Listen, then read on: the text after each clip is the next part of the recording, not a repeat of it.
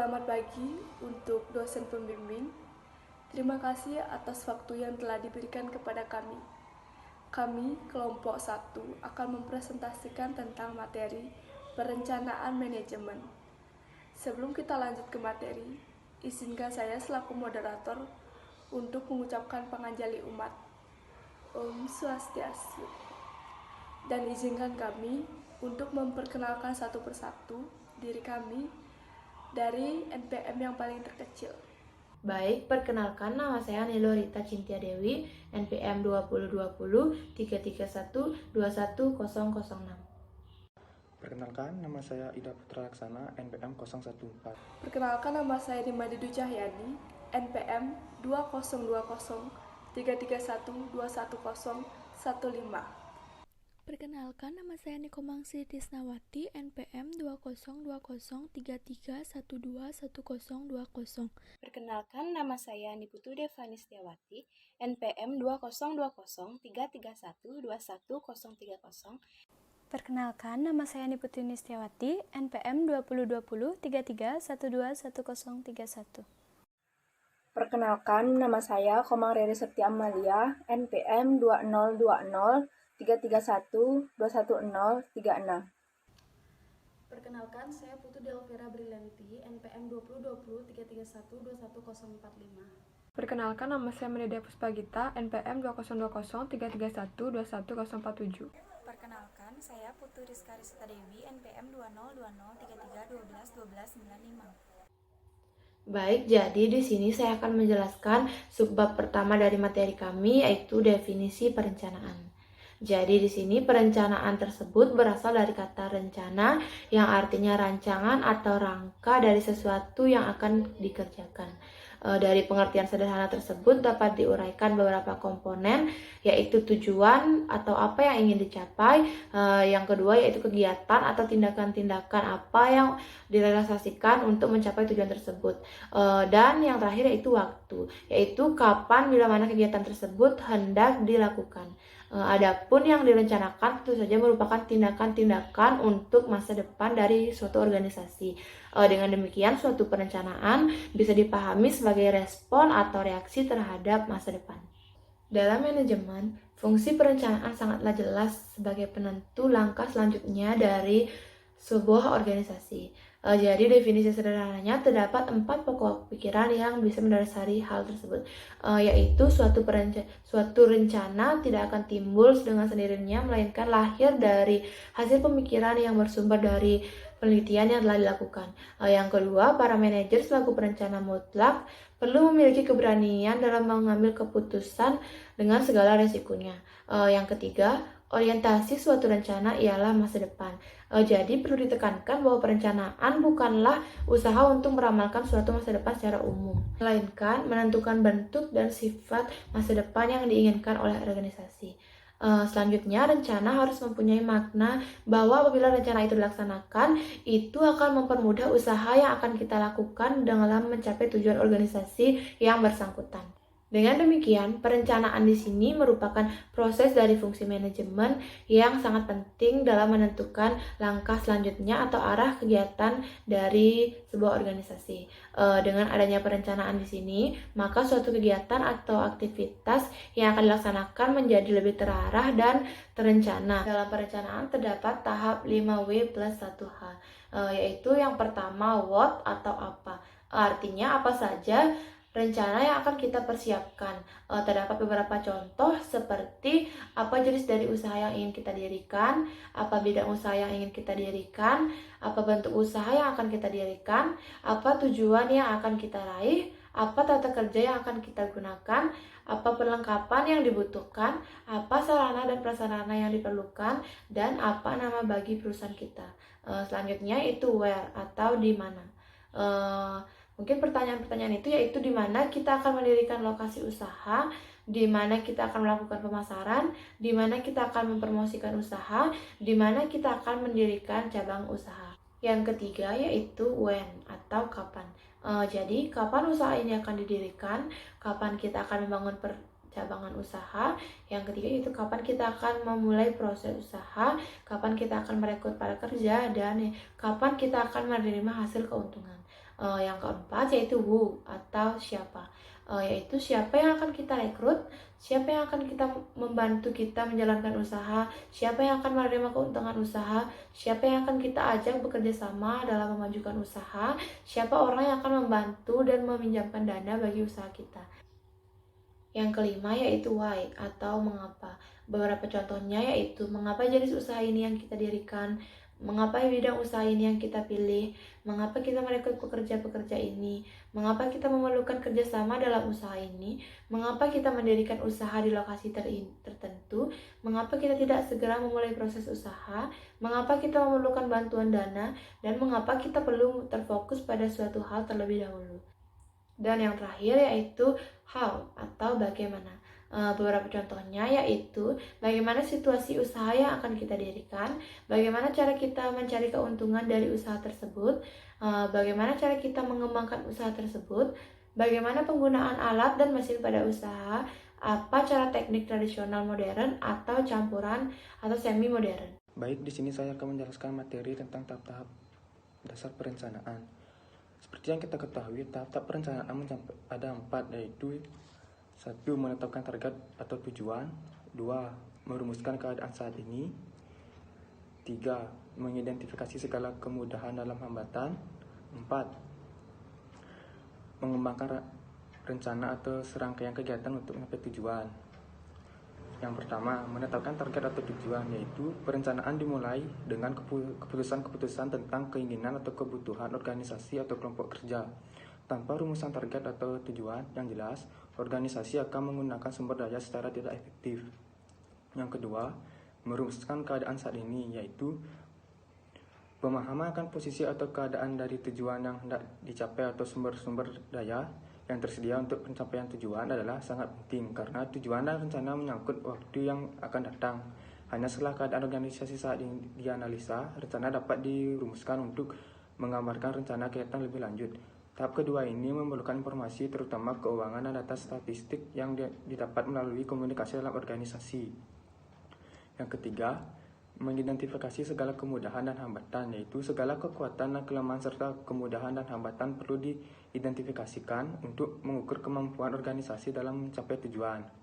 Oleh karena itu, perlu diketahui faktor-faktor lingkungan intern dan ekstern yang dapat membantu organisasi mencapai tujuan atau yang mungkin menimbulkan masalah, walaupun sulit dilakukan antisipasi keadaan masalah dan kesempatan serta ancaman yang mungkin terjadi di waktu mendatang adalah sebagai esensi dari proses perencanaan.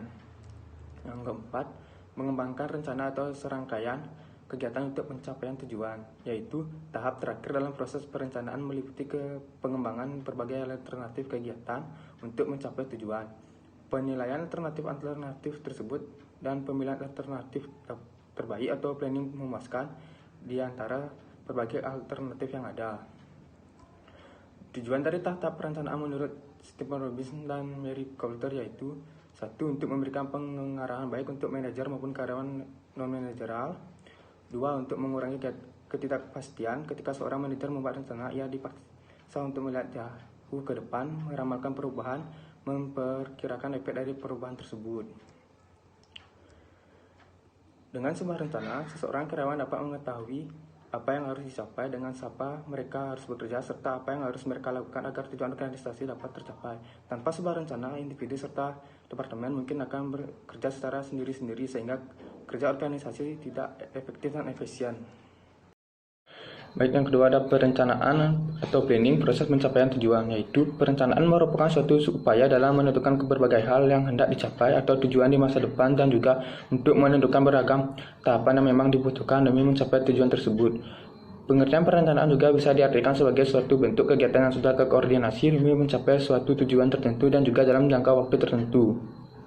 Sehingga dalam perencanaan akan terdapat berbagai kegiatan pengujian pada beberapa arah pencapaian, menganalisa seluruh ketidakpastian, menilai kepastian, menentukan tujuan pencapaian, dan juga menentukan langkah dalam pencapaian. Di dalam perencanaan itu sendiri terdapat berbagai karakteristik yang membedakannya dengan fungsi turunan manajerial lain, yaitu 1. Fungsi manajerial, yaitu perencanaan adalah suatu fungsi manajerial yang paling pertama dan juga paling penting dalam menyediakan dasar untuk fungsi lain manajemen, yakni kepegawaian, pengarahan, pengorganisasian, dan juga pengendalian, karena di dalamnya dilakukan ruang lingkup rencana yang dibuat. Yang kedua ada berorientasi pada tujuan, yaitu perencanaan akan lebih fokus dalam hal menjelaskan tujuan perusahaan, mengidentifikasi tindakan alternatif, serta memutuskan berbagai rencana tindakan secara tepat untuk mencapai tujuan utama perusahaan. Yang ketiga ada pervasif. Pengertian pervasif adalah perencanaan yang harus bisa turut hadir pada seluruh segmen dan dibutuhkan pada semua level dalam organisasi, walaupun ruang lingkup di dalamnya sangat beragam dalam tingkatan dan departemen. Yang keempat ada proses berkelanjutan, yaitu rencana dibuat dalam kurun waktu tertentu, seperti 1 bulan, 1 minggu, 1 tahun, dan lain sebagainya. Setelah kurun waktu tersebut sudah selesai, maka diperlukan rencana baru dengan berbagai pertimbangan dan juga persyaratan serta kondisi saat ini dan di masa depan nantinya. Yang kelima ada proses intelektual, yaitu perencanaan adalah suatu proses dari latihan mental yang di dalamnya melibatkan penerapan logika, cara berpikir, memperkirakan serta membayangkan hal lain secara lebih cerdas dan berinovasi. Yang keenam ada futuristik, yaitu dalam suatu proses perencanaan kita bisa mengintip masa depan. Hal ini mencakup memproyeksikan masa depan, melakukan analisa dan juga memprediksinya, sehingga pihak perusahaan akan siap menghadapi masa depan secara lebih efektif. Yang ketujuh ada pengembalian keputusan, yaitu keputusan bisa dibuat terkait pilihan tindakan alternatif yang bisa dilakukan guna mencapai tujuan. Pilihan yang bisa dipilih harus yang terbaik di antara semua pilihan yang ada, yang di dalamnya mempunyai banyak kelebihan dan juga sedikit keuntungan. Sekian dari saya dan akan dilanjutkan oleh teman saya.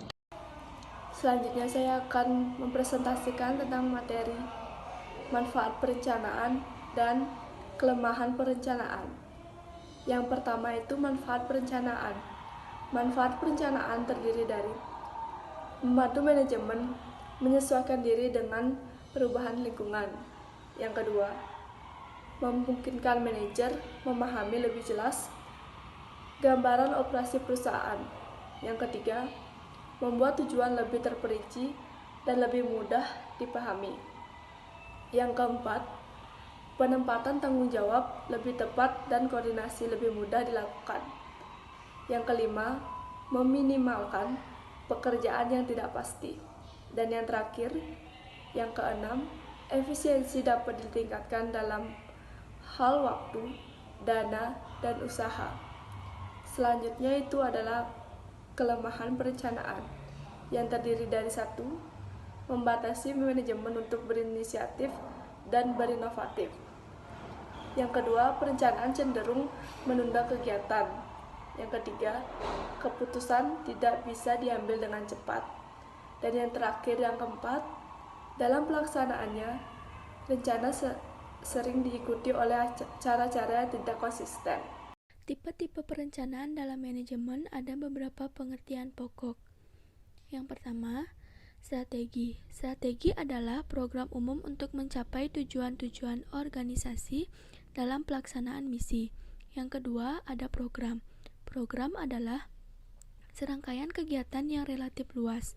Program mencapai langkah-langkah pokok untuk mencapai tujuan, terdiri dari satuan atau para anggota yang bertanggung jawab, serta urutan dan waktu setiap langkah. Yang ketiga ada proyek. Proyek adalah rencana sekali pakai yang lebih sempit dan merupakan bagian terpisah dari program. Yang keempat ada anggaran. Anggaran adalah laporan sumber daya keuangan yang disusun untuk kegiatan tertentu dan jangka waktu tertentu. Tipe-tipe perencanaan dibagi menjadi 2, yaitu rencana strategik dan rencana operasional. Yang pertama, rencana strategik yaitu rencana yang dirancang untuk memenuhi tujuan organisasi yang lebih luas. Misalnya, visi dan misi dalam suatu perusahaan sesuai dengan keberadaan organisasi.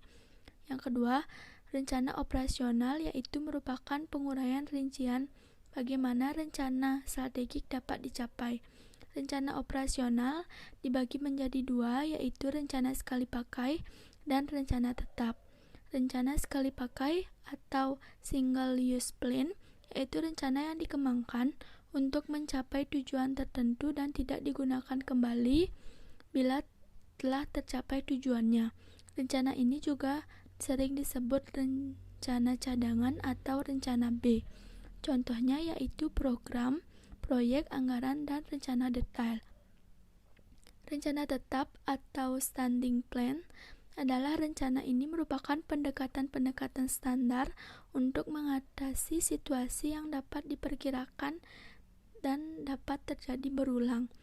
Contohnya yaitu kebijaksanaan, prosedur, dan metode standar, serta peraturan-peraturan.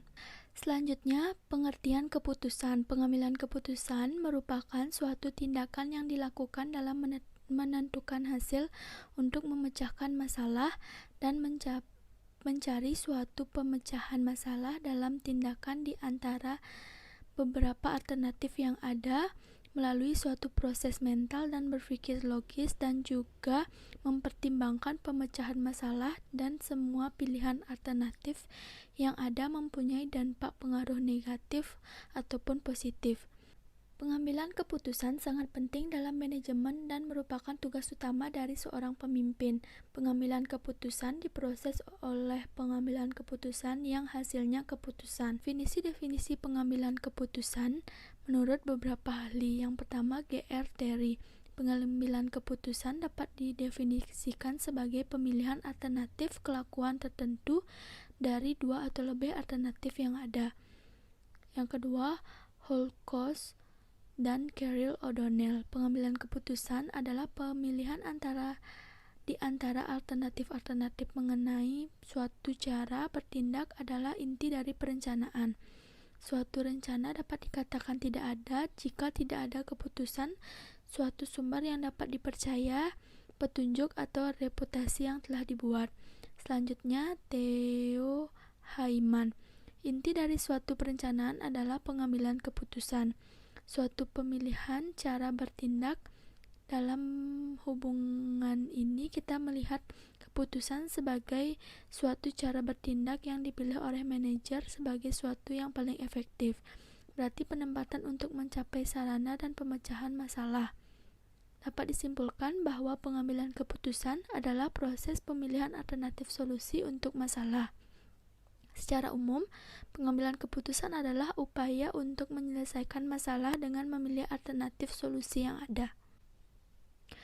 Penyusunan suatu rencana sesungguhnya dapat diidentifikasikan dengan pengambilan keputusan, karena rencana dibuat untuk mengatasi suatu keadaan dalam organisasi. Yang dimaksud di sini adalah dalam pengambilan keputusan harus dilakukan penyusunan rencana terlebih dahulu untuk mengatasi suatu keadaan dalam organisasi. Di sini saya akan melanjutkan presentasi mengenai proses pengambilan keputusan.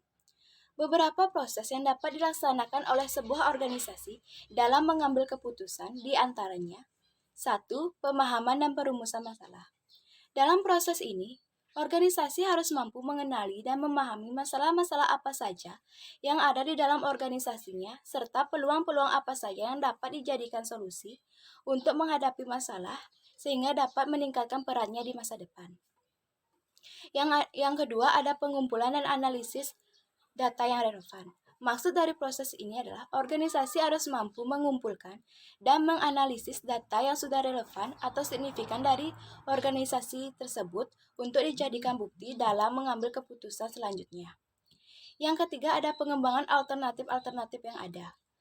Proses ini dimaksudkan sebelum mengambil keputusan, organisasi harus mampu mengembangkan beberapa alternatif solusi yang ada sehingga dapat dilaksanakan, namun harus dipertimbangkan terlebih dahulu konsekuensinya. Yang keempat, ada pemilihan alternatif yang terbaik.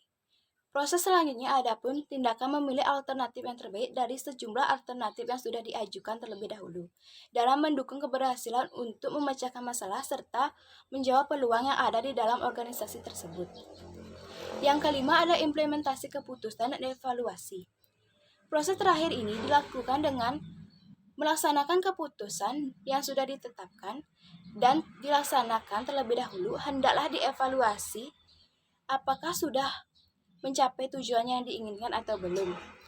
Jika belum mencapai tujuan, maka harus diperbaiki dengan melihat alternatif-alternatif lainnya.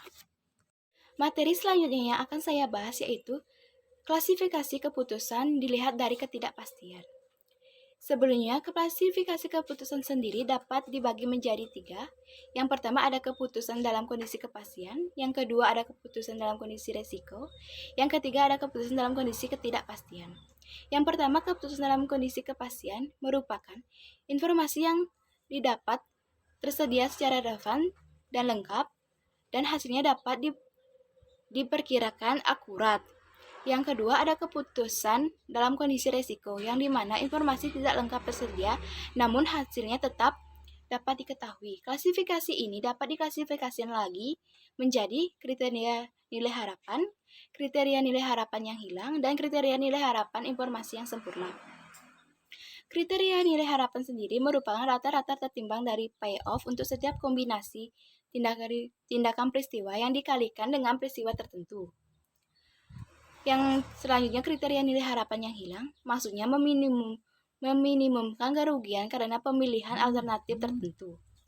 Yang selanjutnya ada kriteria nilai harapan yang informasi yang sempurna, maksudnya perluasan kriteria nilai harapan dan kriteria nilai harapan yang hilang. Yang ketiga ada keputusan dalam kondisi ketidakpastian, artinya informasi yang dipercaya tidak dapat diketahui atau tidak dapat disedia, dan hasilnya juga kemungkinan tidak dapat diketahui. Keputusan ini dapat diklasifikasikan menurut kriteria maksimin, kriteria maximax, kriteria minimax, dan kriteria Harwich atau kriteria Lambridge. Kriteria maksimin sendiri merupakan nilai maksimum dari payoff minimum. Kriteria ini biasanya diambil oleh pengambil yang tidak berani mengambil risiko sama sekali. Kriteria maksimal adalah nilai maksimum dari payoff maksimum. Kriteria ini biasanya diambil oleh pengambil yang berani mengambil risiko. Selanjutnya ada kriteria minimax atau kriteria regret. Adalah memilih nilai minimum dari regret atau opportunity loss yang maksimum. Opportunity loss merupakan kondisi merugi yang diakibatkan oleh tidak beraninya mengambil keuntungan atau kesempatan di masa mendatang yang diakibatkan oleh terabainya waktu atau momen. Yang selanjutnya ada kriteria Harwich, adalah kompromi antara kriteria maksimin dan kriteria maksimis. Yang terakhir ada kriteria Lambridge, adalah semua peristiwa yang mempunyai peluang yang sama untuk terjadi di masa yang akan datang. Metode pengambilan keputusan secara kuantitatif. Metode kuantitatif mendasarkan keputusan kepada penilaian objektif yang didasarkan kepada model matematika yang dibuat. Contoh dari metode pengambilan keputusan secara kuantitatif ini adalah keputusan penerimaan karyawan berdasarkan nilai tes masuknya. Operation Research. Secara umum, Operation Research merupakan metode yang mencakup berbagai teknik untuk memberikan pengaruh pada pengambilan suatu keputusan. Yang pertama, ada metode Operation Research dengan model linear programming.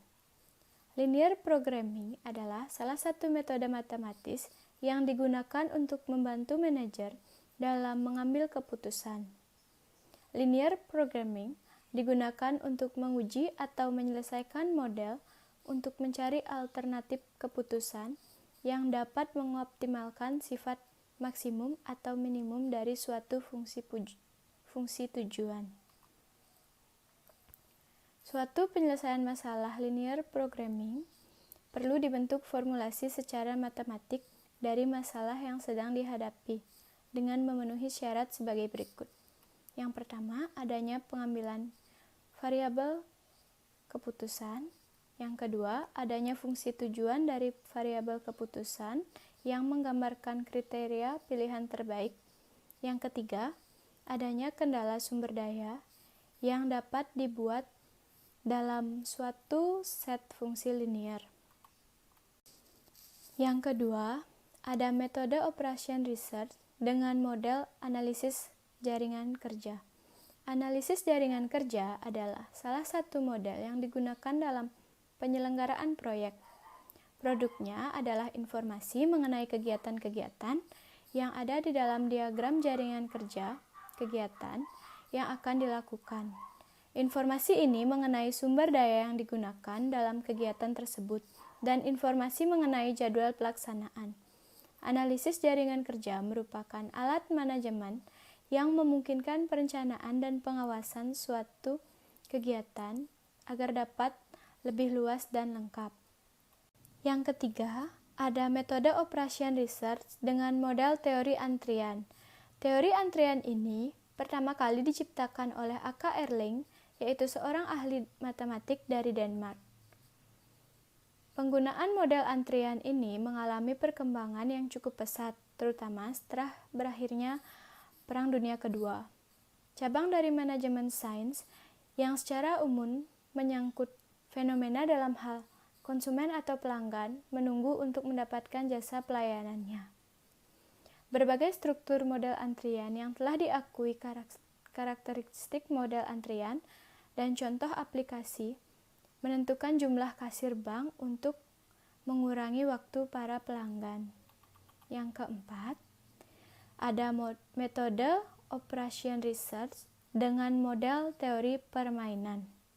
Teori permainan adalah salah satu pendekatan matematis untuk merumuskan situasi persaingan dan konflik antara berbagai persaingan.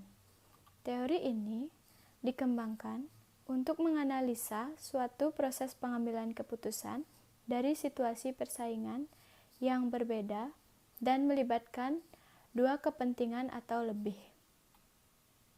Kepentingan-kepentingan yang bersaing dalam permintaan tersebut disebut pemain atau players. Anggapan ini digunakan bahwa setiap pemain mempunyai kemampuan untuk mengambil keputusan secara bebas dan rasional.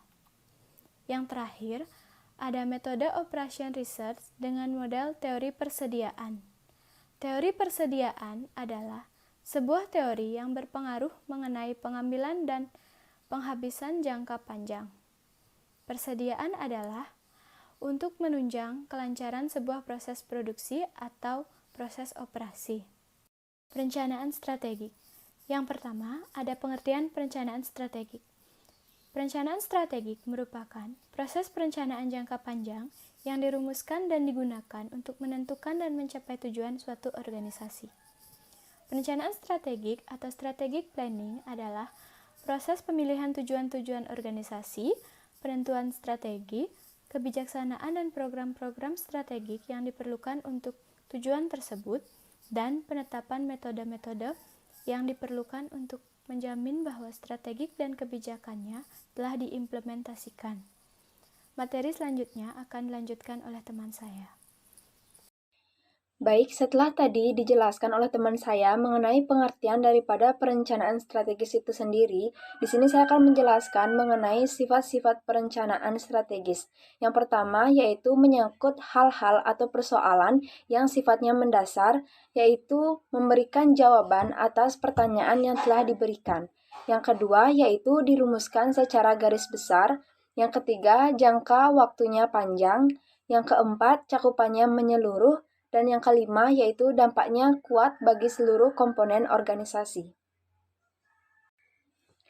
Baik teman-teman, selanjutnya di sini saya akan menjelaskan mengenai proses perencanaan strategis atau strategic planning process.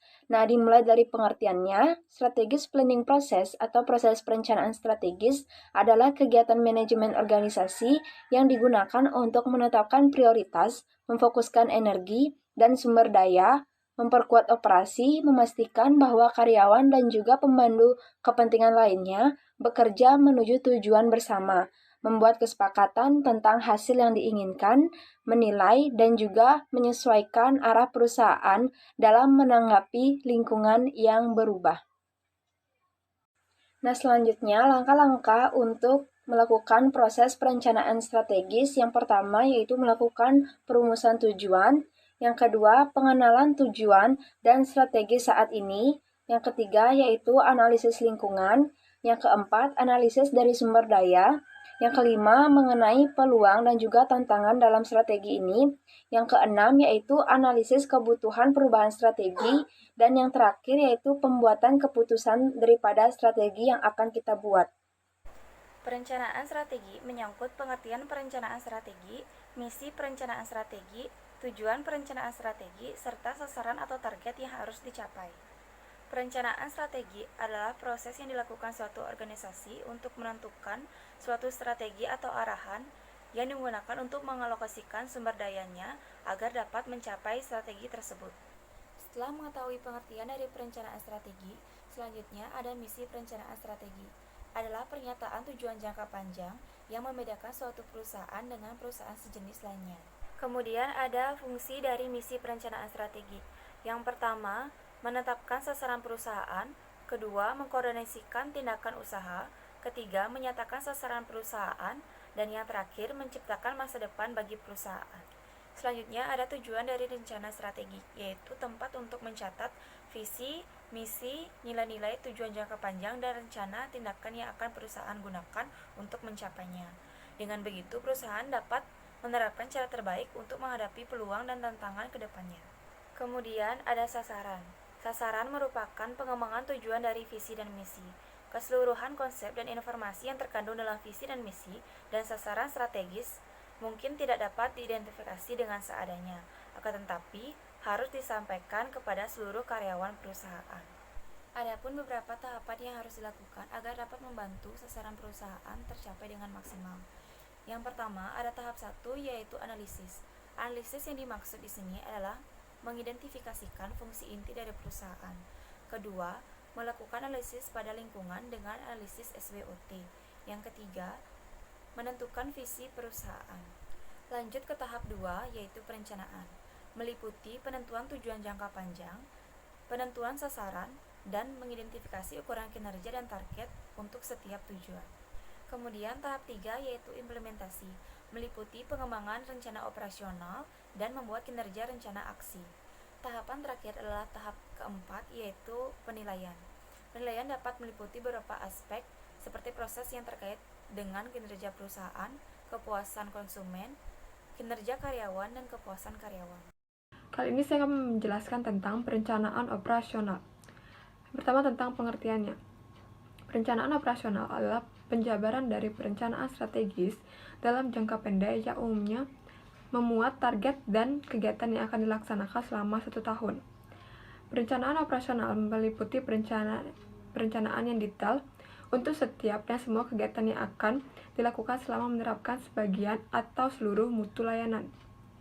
Selanjutnya ada bentuk perencanaan operasional. Bentuk utama rencana sekali pakai antara lain ada 1. Program. Program mencakup serangkaian aktivitas yang relatif luas. Suatu program menjelaskan yang pertama, langkah-langkah utama yang diperlukan untuk mencapai suatu tujuan. Yang kedua, ada unit atau anggota yang bertanggung jawab untuk setiap langkah. Yang ketiga, ada urutan serta pengaturan waktu setiap langkah. Selanjutnya, yang kedua ada proyek. Proyek adalah bagian program yang lebih kecil dan mandiri. Proyek memiliki cakupan terbatas dan petunjuk yang jelas mengenai tugas dan waktu. Setiap proyek akan menjadi tanggung jawab dan dari setiap individu yang ditunjuk dan diberi sumber daya spesifik dalam batas waktu tertentu. Yang ketiga ada anggaran atau budget. Anggaran adalah pernyataan tentang sumber daya keuangan atau financial resource yang disediakan untuk kegiatan tertentu dalam waktu tertentu pula. Selanjutnya ada langkah-langkah dalam perencanaan operasional. Perencanaan operasional adalah perencanaan yang memutuskan perhatiannya pada operasi sekarang atau jangka pendek dan terutama berkenan dengan tujuan mencapai efisiensi. Dalam melakukan perencanaan operasional, maka diperlukan langkah-langkah tertentu. Langkah-langkah tersebut merupakan prosedur yang harus diikuti dengan setiap melakukan perencanaan. Sebab tanpa prosedur tersebut, maka kurang sempurna perencanaan tersebut. Langkah-langkah itu adalah sebagai berikut. Langkah pertama, menetapkan tujuan. Sebuah organisasi mempunyai banyak tujuan, maka harus memilih di antara banyak tujuan tersebut. Tujuan dapat dirumuskan sesuai dengan maksud misi dan sasaran yang dikehendaki. Langkah yang kedua, ada memahami atau merumuskan keadaan saat ini. Rencana adalah menyangkut kegiatan di masa yang akan datang. Apa yang dapat dilakukan di masa yang akan datang sangat ditentukan pula keadaan atau posisi organisasi pada saat ini. Langkah yang ketiga ada mengidentifikasi kemudahan dan hambatan. organisasi harus melakukan identifikasi dan inventarisasi faktor-faktor kemudahan dan hambatan dalam usaha pencapaian tujuannya. Dengan mengetahui kemudahan-kemudahan organisasi akan dapat memanfaatkannya, peluang tersebut sebanyak-banyaknya. Sebaliknya, dengan mengetahui kemungkinan hambatan, maka organisasi sedini mungkin sudah mempersiapkan untuk menanggulanginya atau mengantisipasinya yang akan dirumuskan dan kemudian dirumuskan pada berbagai kegiatan untuk mencapai tujuan. Selanjutnya ada hambatan dalam penetapan tujuan dan perencanaan. Hambatan dalam penetapan tujuan dan perencanaan efektivitas penting bagi seorang manajer. Seringkali dalam pengembangan perencanaan efektif, manajer mengalami hambatan-hambatan. Terdapat 2 hambatan utama yang dalam pengembangan rencana yang efektif, yaitu A. Penolakan dari dalam perencanaan terhadap penetapan tujuan dan pembuatan rencana untuk mencapainya. Yang B. Keengganan yang lazim dari para anggota organisasi untuk menerima rencana karena perubahan yang akan ditimbulkan. Terdapat 3 alasan mengapa anggota organisasi dapat menolak perubahan-perubahan yang akan terjadi. Yang pertama, ketidakpastian mengenai sebab dan akibat dari perubahan. Yang kedua, keengganan untuk melepaskan keuntungan yang ada. Yang ketiga, ada kesadaran akan kelemahan dalam perubahan yang diusulkan.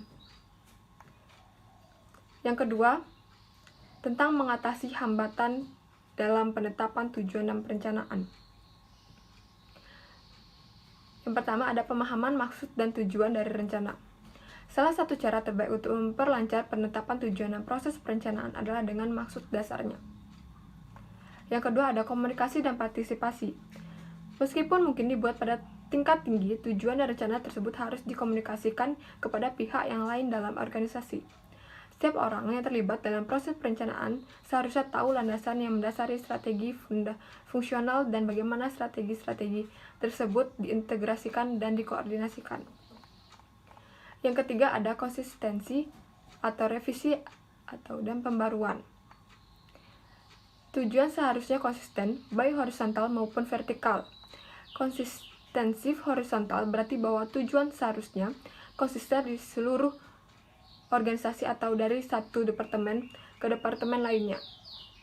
Sedangkan konsistensi vertikal berarti bahwa tujuan seharusnya konsisten dari atas hingga ke bawah organisasi, yaitu seperti tujuan strategis, taktis, dan operasional harus selaras. Yang keempat, ada sistem penghargaan yang efektif. Secara umum, orang seharusnya diberi penghargaan baik karena menetapkan tujuan dan rencana yang efektif maupun karena berhasil mencapainya. Karena kegagalan terkadang berasal dari faktor-faktor di luar pengendalian manajemen. Orang seharusnya dipastikan bahwa kegagalan dalam mencapai tujuan tidak akan selalu memiliki konsekuensi hukuman. Selanjutnya saya akan menjelaskan tentang hambatan membuat perencanaan efektif. Ada sejumlah alasan mengapa banyak manajer ragu-ragu atau gagal untuk menetapkan tujuan dan membuat rencana bagi organisasi atau kelompok mereka. Jadi diantaranya yang pertama adalah kurangnya pengetahuan tentang organisasi. Para manajer tidak dapat menetapkan tujuan-tujuan yang berarti bagi satuan kerja mereka tanpa mempunyai pengetahuan tentang pekerjaan satuan kerja dan organisasi secara keseluruhan. Yang kedua adalah kurangnya pengetahuan tentang lingkungan. Para manajer yang sering kurang memahami lingkungan eksternal organisasi, seperti pesaing, penyedia, lembaga-lembaga pemerintahan, langganan, dan sebagainya, sehingga menjadi bingung tentang arah yang diambil dan enggan menetapkan tujuan yang pasti. Yang ketiga adalah ketidakmampuan melakukan peramalan secara efektif. Rencana-rencana tidak hanya dibuat berdasarkan pengalaman masa lalu, tetapi juga peramalan kondisi-kondisi di masa yang akan datang. Yang keempat adalah kesulitan perencanaan operasi-operasi yang tidak berulang. Jadi para manajer sering melupakan hal ini, yaitu dalam organisasi banyak operasi-operasi yang hanya berlangsung dalam saat tertentu saja, yang tidak akan berulang pada saat-saat yang lain, namun perlu direncanakan. Yang kelima adalah biaya. Perencanaan memerlukan banyak biaya penggunaan, sumber-sumber daya, keuangan, fisik, dan manusia. Yang keenam adalah takut gagal. Para manajer sering memandang kegagalan sebagai ancaman terhadap keamanan jabatannya, penghargaan, dan respek orang lain terhadap dirinya. Hal ini membuat para manajer enggan mengambil risiko dan menetapkan tujuan tertentu. Yang ketujuh adalah kurangnya percaya diri. Bila para manajer kurang percaya diri, mereka akan ragu-ragu menetapkan tujuan yang menantang. Jadi manajer harus merasa bahwa mereka dan kelompok kerjanya atau organisasi mempunyai kemampuan untuk mencapai tujuan-tujuan tersebut. Selanjutnya yang ke-8 adalah ketidaksediaan untuk menyingkirkan tujuan-tujuan alternatif. Para manajer sering sulit untuk menerima kenyataan bahwa mereka tidak dapat mencapai semua hal yang penting baginya. Sebagai hasilnya, mereka mungkin menjadi enggan untuk membuat perusahaan terikat pada satu tujuan karena terlalu menyakitkan untuk menyingkirkan berbagai alternatif lainnya. Selanjutnya saya akan menjelaskan tentang kriteria penilaian efektivitas suatu rencana. Untuk meninjau ulang dan menilai suatu perencanaan dibutuhkan kriteria-kriteria tertentu sehingga efektivitas perencanaan tersebut tetap terjaga. Beberapa kriteria dapat digunakan untuk menilai efektivitas perencanaan, yaitu yang pertama adalah kegunaan. Agar berguna bagi manajemen dalam fungsi-fungsi yang lain, suatu rencana harus fleksibel, stabil, berkesinambungan, dan sederhana. Fleksibilitas adalah esensi bagi kesuksesan perencanaan strategi. Rencana juga memerlukan stabilitas karena bila rencana terlalu sering berubah, para manajer tidak menjadi terbiasa dengan rencana tersebut sebagai suatu peralatan pengoperasian dan menjadi tidak efektif. Yang kedua adalah ketetapan dan objektivitas. Rencana-rencana harus dievaluasi untuk mengetahui apakah jelas, ringkas, nyata, dan akurat. Berbagai keputusan kegiatan manajemen hanya akan efektif jika didasarkan atas informasi yang tepat dan didasarkan pada pemikiran realistis dan fakta-fakta yang sebenarnya tentang persyaratan-persyaratan yang dibutuhkan untuk mencapai sasaran dibanding sasaran pribadi pembuat rencana. Jadi, agar perencanaan tersebut dapat tercapai, proses penyusunannya harus didasarkan atas pemikiran yang objektif. Yang ketiga adalah ruang lingkup. Perencanaan perlu memperhatikan prinsip-prinsip kelengkapan, kepaduan, dan konsistensi. Yang keempat adalah efektivitas biaya. Efektivitas biaya perencanaan adalah menyangkut waktu, usaha, dan aliran emosional. Jadi, jangan lakukan perencanaan bila hasilnya tidak meningkatkan penghasilan atau mengurangi biaya lebih kecil daripada biaya perencanaan dan implementasinya. Selanjutnya yang kelima adalah akuntabilitas. Ada dua aspek akuntabilitas perencanaan, yaitu tanggung jawab atas pelaksanaan perencanaan dan tanggung jawab atas implementasi rencana. Suatu rencana harus mencakup keduanya. Dan yang keenam adalah ketepatan waktu. Para perencana harus membuat berbagai perencanaan. Berbagai perubahan yang terjadi sangat cepat akan dapat menyebabkan rencana tidak tepat atau sesuai untuk berbagai perbedaan waktu. Baik, sekian presentasi dari kelompok 1. Maaf bila ada salah kata dan terima kasih atas perhatiannya. Saya selaku moderator mengucapkan Paramasanti. Om Santi Santi Santi Om.